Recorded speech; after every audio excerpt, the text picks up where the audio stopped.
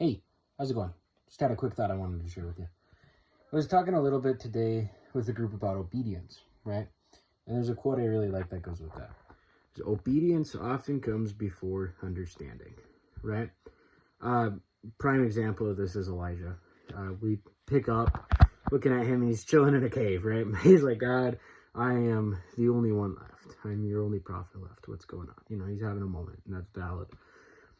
And so he's like, I'm the only one left. What's going on? And God's like, hey, you know, they take care of that a little bit. And it's like, and then after that, there's like a little moment there. And God's like, hey, I want you to go talk to the king. We're going to have a showdown, right? Me versus the God that they are serving, Baal, right? And so Elijah's like, bet, okay. It's very important to note there that Elijah didn't know the outcome of what that looked like, right? He was just told, go to the king, tell him this is what's going to go down, and I'm going to show up for you. Okay?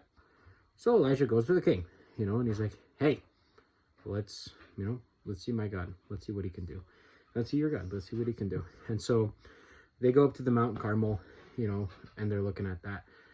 And they get up there, and, you know, the prophets of Baal, you know, they're all cutting themselves. They're shouting out, Baal, you know, strike fire down upon our altar that we prepared for you so that we know you're God. Nothing happens. Hours go by. Elisha's making fun of them. And we cut to Elisha. And it's very important to note that there's a drought going on. Love the irony there because, you know, Baal is said to be a god of fertility and prospering in the land. There was a drought going on. That's really funny. Little irony, or ironic. But no, so it cuts to Elijah. And again, there's a drought going on. And Elijah pours so much water on his altar.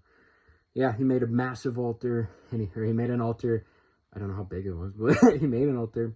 He puts his sacrifice on there and he douses it in water. Didn't know what was going to happen, but he's dousing it in water. And water's a commodity. He was sacrificing that, right? And he prays and he's like, God, show up here so that your people may come back to you. And God sends fire down from heaven. Water's gone, okay? And everybody's like, crap, you know, look, that's the God. And they turn back and they serve the Lord. Elijah didn't know that was going to be the outcome, but he obeyed and he did it anyways.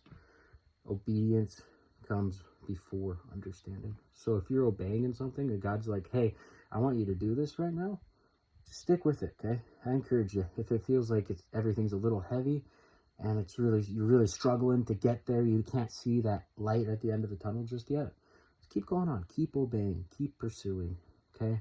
God's going to show up. Be encouraged. And understanding sometimes is more of a retrospect. Keep going. Be encouraged.